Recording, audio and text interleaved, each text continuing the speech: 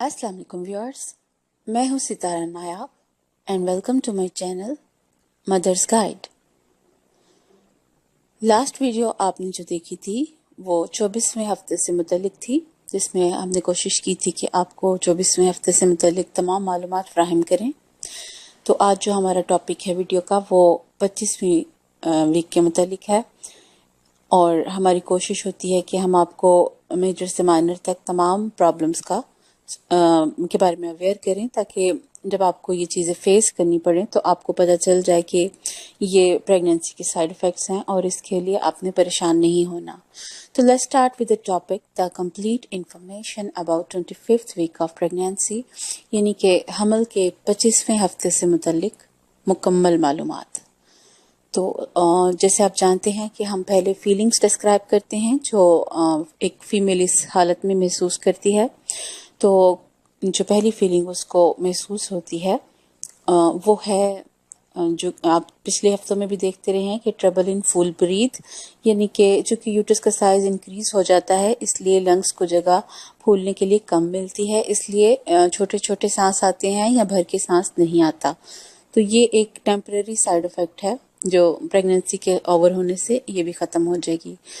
Faintness या dizziness, यानी कि नींद बेहोशी या गनूदगी, और अगर आपको इस हालत में कुछ ज़्यादा नींद आए या गनूदगी महसूस हो तो ये भी इस वीक के साइड इफ़ेक्ट्स हैं। बैकएक ये तो होती रहेगी, जिनको नहीं होती उनको थ्रू आउट द प्रेगनेंसी नहीं होती, लेकिन अगर जिनको होती है तो उनको जब तक उनका सेंटर ऑफ ग्रेविटी सेट नहीं होता तब तक उनको कमर में दर्द होती रहती है।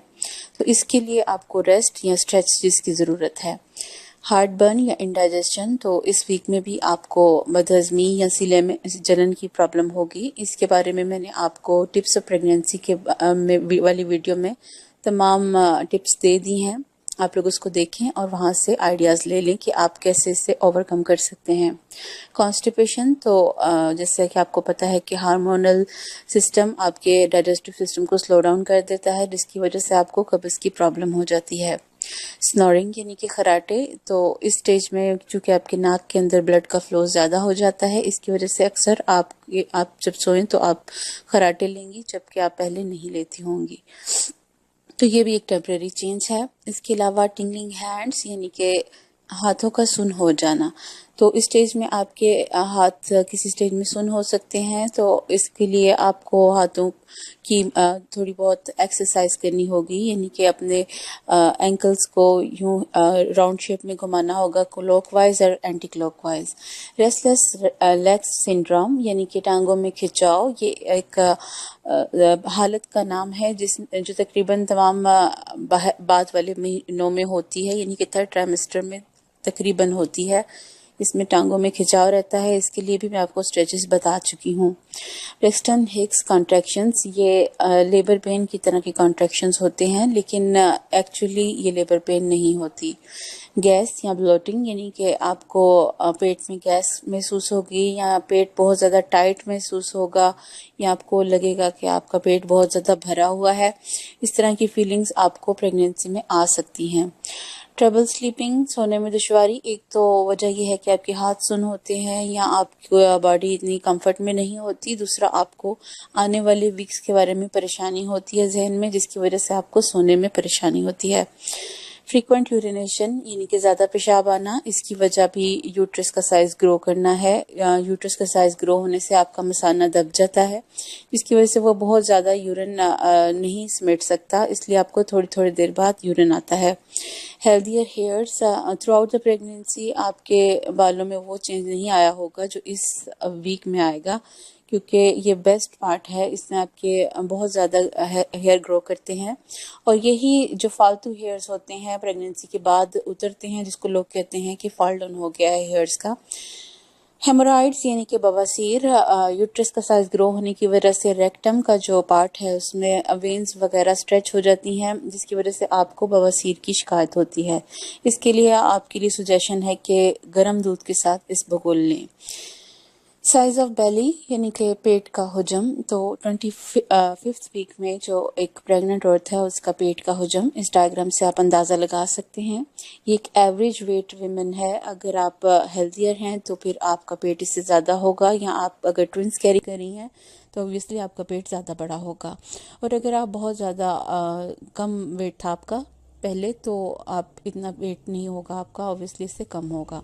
साइज ऑफ बेबी यानी कि बच्चे का हुजम, तो ये सबसे ज़्यादा कीन क्वेश्चन होता है कि आपको बहुत ज़्यादा क्यूरियस होते हैं आप लोग कि हर वीक में हमारा बच्चा कितना ग्रो कर चुका है। तो आप भी जानते हैं कि हम बेबी की जो कंपैरिजन है फ्रूट्स या वेजिटेबल्स के साथ करते हैं। तो एक जो फूल गोभी होती है यानी कि कॉलीफ्लावर, उसके जितना इस वीक में उसका हुजम होता है। और इसके अलावा अगर आप कंपैरिजन लेना चाहें तो वो तकरीबन एक ग्रेप फ्रूट जितना होगा। ये ग्राउंड शेप में आपको बताया गया है कंपैरिजन। एक्चुअली बेबी राउंड नहीं होता, लेकिन हम एक कंपैरिजन के लिए आपको बता देते हैं कि आपको थोड़ा बहुत अंदाज़ा हो जाए कि बेबी का साइज़ कितना है। और एक सिंपल एग्जांपल तो एक दूध के डब्बे से आप ले सकते हैं कि जितना एक छोटा दूध का डब्बा होता है तकरीबन उतना साइज़ होता है इस स्टेज पे आपके बेबी का। और अगर हम इसको स्केल के साथ एग्जैक्ट मेजरमेंट्स की तरफ जाएं तो इसकी जो लेंथ है वो तकरीबन 13.5 इंचेस होती है। और अगर हम इसको सेंटीमीटर्स में देखें तो ये तकरीबन 34.6 सेंटीमीटर तक होती है। और ये जो लेंथ है हम सर से लेकर पाँव तक की आपको लेंथ बताते हैं। इसको हेड से लेकर आपके फीट तक की ये मेजरमेंट है। जो हम पहले मेजरमेंट्स लेते थे वो हेड से लेकर उसकी बॉटम तक होती थी। वेट बेबी का स्टेज में तकरीबन 0.68 किलोग्राम होगा, या तकरीबन 1.5 पाउंड तक होगा। तो ये माइनर सा पॉइंट्स में डिफरेंस हो सकता है, लेकिन ओवरऑल इनका वेट तकरीबन इतना ही होगा। चेंजेस इन बेबी यानी कि बच्चे में क्या क्या चेंजेस रोनुमा होते हैं। तो जैसे कि आप जानते हैं कि बेबी अपनी ग्रोइंग स्टेज में है, मेन फीचर्स डेवलप हो चुके हैं और प्लेसेंटा अपनी बेस्ट पोजीशन पे आ चुकी है। ये आपके बेबी के पूरे ट्रांसपोर्ट सिस्टम को कैरी करने में मदद दे रही है। यहाँ से फूड का ट्रांसपोर्टेशन हो रही है और यहीं से बेबी अपनी तमाम न्यूट्रिएंट्स ले रहा है। इसके अलावा जो बेबी के चेहरे पे रिंकल्स थे वो आप देख रहे हैं कि कम होना शुरू हो गए हैं, क्योंकि बेबी अब फैट्स गेन करना शुरू हो गया है। और इसी वजह से इसकी शक्ल अब एक एम्ब्रियो की बजाय एक इंसानी बच्चे की तरह की हो गई है। अगर आप इसकी रंगत का मुआयना करें तो बच्चे का रंग थोड़ा लाल नज़र आएगा। इसकी रीज़न ये है कि एक तो उसकी स्किन बहुत पतली होती है और दूसरा रेड कलर की जो ब्लड वेसल्स होती हैं उसकी जो जाल बिछा होता है पूरे बॉडी में, उसकी वजह से बॉडी का कलर रेड नज़र आता है। तो अगर आप इस टाइम कलर्ड अल्ट्रासाउंड करवाएं तो आप देख सकते हैं कि बेबी का जो कलर है इस वक्त वो रेडिश होगा।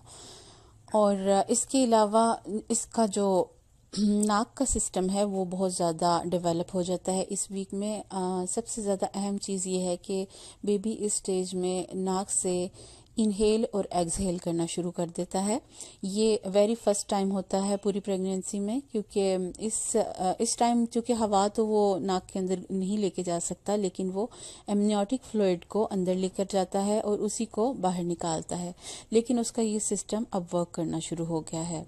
इसके अलावा कान अपनी जो सी हैं प्रॉपर सेटिंग में आ चुके हैं। ये आपकी तमाम बातें सुनते हैं और उसके ऊपर रिएक्ट भी करते हैं। अगर आप कोई सडन मशीन चलाएं या कोई जूसर ब्लेंडर वगैरह चलाएं तो बेबी उसके ऊपर रिस्पॉन्ड करता है।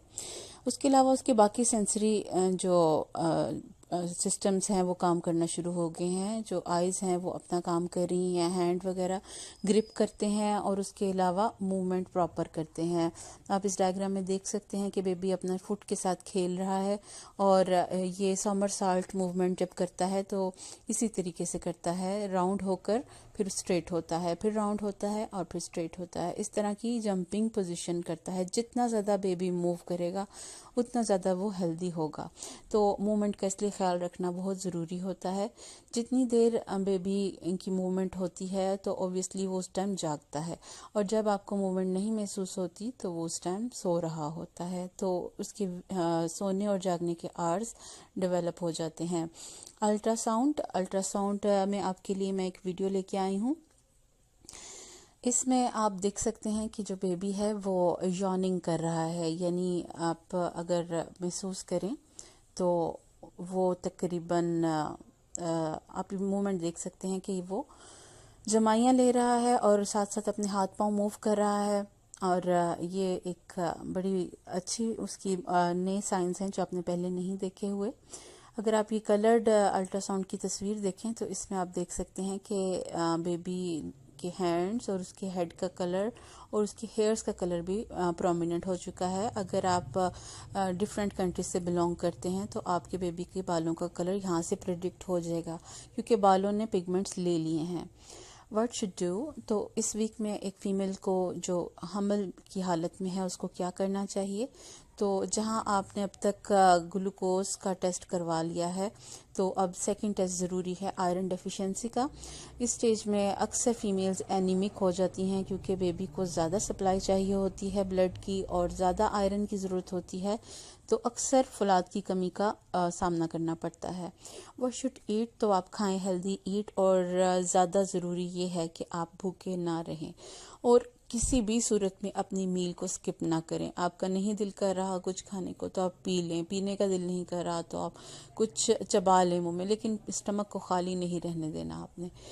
आप लोग इस स्टेज में 6वें महीने में हैं और अब सिर्फ 15 हफ्ते रह गए हैं, तो इन अनकरीब ये सिलसिला बर्थ तक जाएगा और फिर हम बर्थ से रिलेटेड वीडियोस लेके आएंगे जिसमें हम नॉर्मल डिलीवरी के बारे में भी गाइडेंस देंगे और ऑपरेशन के मुतालिक भी गाइडेंस देंगे कि एक फ़ीमेल को क्या क्या प्रोटेक्शंस की ज़रूरत होती हैं। इस स्टेज में अगर पोजीशन की बात करें बेबी की तो वो तकरीबन साइड वाइज होगा, यानी कि आड़े दादा होगा इस टाइम, और आपको मैं साथ साथ पोजीशन भी गाइड करती रहूँगी। तकरीबन ये 28वें हफ्ते तक इसी पोजीशन में रहेगा। होप ये वीडियो आपको यूज़फुल लगी होगी। अगर आपने हमारे चैनल को अभी तक सब्सक्राइब नहीं किया तो हमारे चैनल को सब्सक्राइब कीजिए और साथ बने हुए बेल बटन आइकन को भी प्रेस कीजिए। इससे हमारी नई आने वाली वीडियोस के आपको नोटिफिकेशंस आते रहेंगे।